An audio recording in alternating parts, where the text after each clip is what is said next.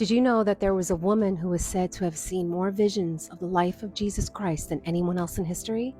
You've probably heard me talk about her before. Her name's Anne Catherine Emmerich, a German nun and mystic and stigmatist who lived in the late 1700s and early 1800s.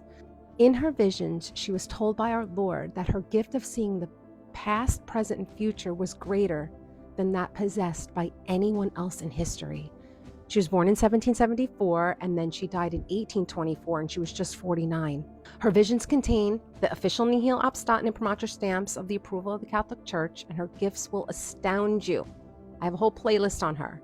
She didn't just witness in her visions Christ's passion. She saw the most minute details of his entire life.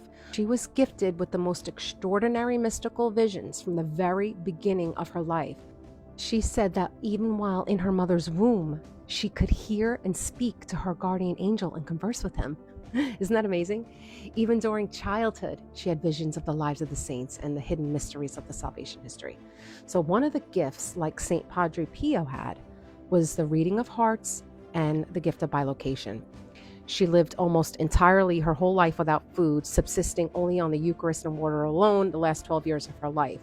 And she bore the full stigmata, visible, the wounds of Christ.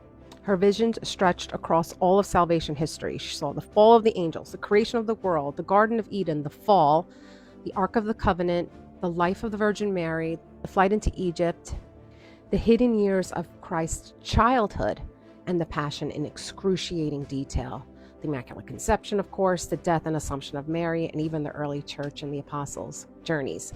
I remember how Thomas was late to the burial, so he showed up the next day, and because of that, they opened her tomb, and that's when they saw that she was gone. She was permitted to see souls in purgatory so she could intercede for them with great power, and above all, her entire life was marked by humility, obedience, and suffering, borne with patience for the church of her time. The church was suffering great persecution at the time of her life. I don't think we see enough of her.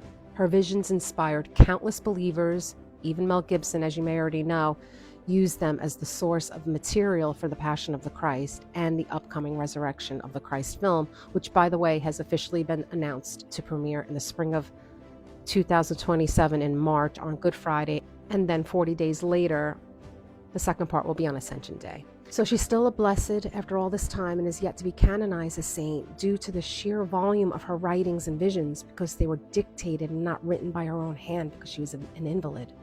And if you'd like me to do more videos on her, please mention it in the comments. Thanks, guys. God bless.